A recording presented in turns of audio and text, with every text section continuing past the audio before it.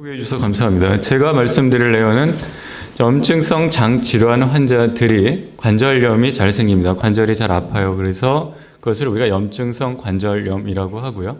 그런 환자들이 많이 있습니다. 여기 오신 여러 환자분들 중에서도 또 보호자분들께서도 관절염에 대해서 조금 더 관심을 가지시면 염증성 장질환과 함께 관절 관리를 잘 하실 거라고 생각이 들고요. 그래서 어떤 관절염이 있고 어떻게 치료해야 되는가를 말씀을 드리겠습니다. 간단한 환자를 잠깐 보여드리겠습니다. 32세 굉장히 젊은 남자 환자고요. 엉치가 아프다고 오셨습니다. 엉치는 엉덩이 쪽의 관절을 엉치라고 합니다. 환자는 3개월 전부터 허리랑 골반이 아팠고요. 갑자기 5일 전에 포도막염이라서 눈이 빨갛게 충혈되는 홍채염, 포도막염이 생겼고요.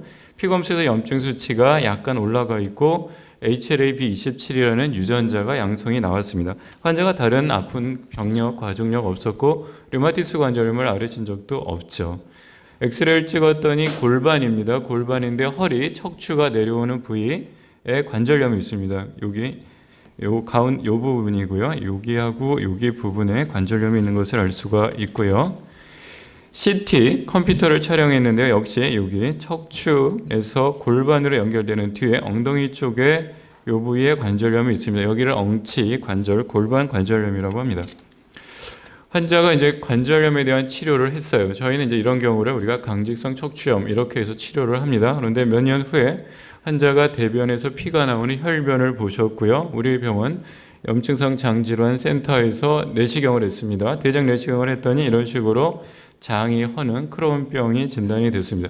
이 환자분의 관절염과 크론병은 따로 생긴 것이 아니라 하나의 병의 연결이다라고 이제 판단을 했고요. 그래서 제가 말씀드릴 내용은 이런 장 질환과 관련된 관절염이 되겠습니다. 정의는 크론병이나 궤양성 대장염과 같은 염증성 장질환을 가진 환자분이 생기는 관절염을 우리가 이렇게 부르고요. 외국 서양에서는 크론병 환자에게서 조금 더 이런 관절염이 잘 생깁니다. 그런데 우리나라를 조사를 했더니 우리나라는 궤양성 대장염을 가진 환자분들이 관절염이 조금 더 잘 생기는 것으로 되어 있고요. 관절염은 크게 두 가지 형태로 나타납니다. 첫째는 말초 관절염, 즉 손가락과 발가락에 주로 붓고 아픈 관절염이 있고요. 또 하나의 관절염은 축성이라고 해서 허리, 척추, 골반 쪽이 아픈 그런 두 가지 관절염 형태로 나타납니다. 아주 간혹 드물게 이런 식으로 인대나 아니 심줄이 닿는 부위의 염증, 그것을 우리가 골부착부염이라고 하고요. 또 건초염, 인대 심줄염, 골망염이 생길 수도 있습니다. 그래서 말초 관절염부터 말씀을 드릴게요. 말초 관절염은 염증성 장질환 환자들이 가장 흔하게 생기는 것이고요. 발병 연령이 25에서 45, 굉장히 젊은 연령에서 생기죠. 그래서 아마 궤양성 대장염과 많은 관련이 있다고 생각을 하고 남녀는 비슷합니다. 그러면 관절염은 언제 생기는가? 관절염이 이런 염증성 장질환보다 먼저 올 수도 있어요. 관절이 아프다가 나중에 궤양성 대장염이 진단이 될 수도 있고 동시에 생길 수도 있고요. 또는 궤양성 대장염이나 크론병을 앓고 있다가 나중에 손가락, 발가락이 붓고 아파서 진단이 되기도 합니다. 원인은 비슷하게 이제 면역 질환이라고 생각을 하고요. 주로 작은 관절에 오고 이 말초 관절염은 한 6개월 정도 지나면 많이 호전이 됩니다. 특히 호전되는 비결은 염증성 장질환 치료가 잘 돼야 돼요. 염증성 장질환이 잘 치료가 돼서 염증이 잘 조절이 되면 이분들에게 생긴 관절염도 잘 치료가 됩니다. 그래서 이게 비례를 하기 때문에 관절염이 있는 분들은 염증성 장질환에 대한 치료가 더 잘 되도록 그렇게 치료를 하셔야 되고요. 그럼 어떤 환자들이 관절염이 잘 생기는가?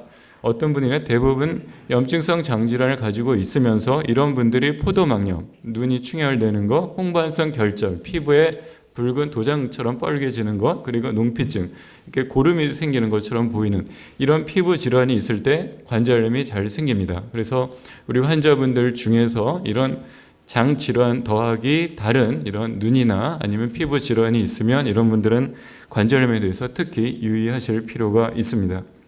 축성 관절염, 주 척추, 골반을 침범하는 관절염은 크론병 환자에서 조금 더 많이 나타나고요. 대부분 아까 환자 증례도 보여드렸지만 먼저 관절이 아파요. 골반이나 척추가 아프고 나서 조금 세월이 흐른 다음에 이런 크론병이나 궤양성 대장염이 진단되는 경우가 많고요. 안타깝게도 이 경우는 관절염과 이 장질환이 별개입니다. 그래서 이런 경우는 이 척추염에 대한 치료를 그대로 하셔야 되고요. 그래서 대부분 강직성 척추염과 치료가 비슷하게 진행이 됩니다. 그래서 뭐 이런 식으로 저희는 교과서에서 말초관절염과 축성관절염을 나눠서 분류하기도 하고요. 뭐 그래서 이제 강직성 척추염 쪽에서 이제 바라보면 이제 장질환에서 관절염을 바라봤을 때고요. 저희가 이제 보는 류마티스 보는 강직성 척추염 환자들은 주로 허리가 아프고 이런 말초관절, 발목, 무릎이 붓는 환자들인데 이런 환자들이 오른쪽을 보시면 포도막염이 생기고 건선이라는 피부병이 생기고 염증성 장질환이 생깁니다. 아주 밀접한 연관이 있는 질환이다라고 생각할 수가 있고요. 그래서 장질환이 있으면 혹시 관절염이 생기지 않는가 주의 있게 봐야 되고요. 저희처럼 이런 강직성 척추염을 보는 의사들은 환자분들이 혹시 염증성 장질환이 생기지 않는가, 배가 아프거나 혈변을 보이시지 않는가 이렇게 주의 깊게 또 관찰하고 있습니다. 강직성 척추염은 굉장히 젊은 남성에서 오고요. 천천히 관절이 아픈데 가만히 있으면 아파요. 그래서 대부분 주무실 때 많이 아파서 새벽에 깨서 움직이면 좋아지는 그런 형태의 관절염이 오고요. 뭐 어디에 오는가 이제 그림으로 이렇게 표시했는데요. 대부분 척추 관절에 오게 되고요. 골반, 무릎, 발 뒤꿈치, 아킬레스건 쪽에 주로 많이 생기는 것이 특징입니다. 이 진단하는 방법인데요. 이렇게 여러 가지 진단하는데 이 그림을 왜 보여드리면 밑에 척추관절염의 특징을 보시면 이 밑에 진단 기준에 가운데 크론병 또는 대장염이라고 되어 있죠. 즉 크론병이나 궤양성 대장염이 이 척추염 진단의 기준 중에 하나입니다. 그래서 아주 밀접한 관련이 있다고 말씀을 드려야 될 것 같고요.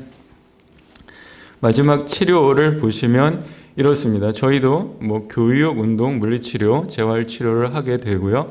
뭐 이런 스테로이드, 소염제부터 쭉 내려오지만 맨 밑에 이런 TNF 억제제, 아까 염증성 장질환 치료 김효정 본부장님께서 말씀해 주신 그 약이 역시 이쪽 척추염에도 치료약입니다. 그래서 치료를 저희도 이렇게 하고 있고요. 그래서 궁극적으로는 이제 염증성 장질환이 잘 치료되는 것이 이런 염증성 관절염을 잘 치료하고 관리하는 비결이라고 말씀을 드리겠습니다. 네, 제 말씀은 여기까지입니다. 감사합니다.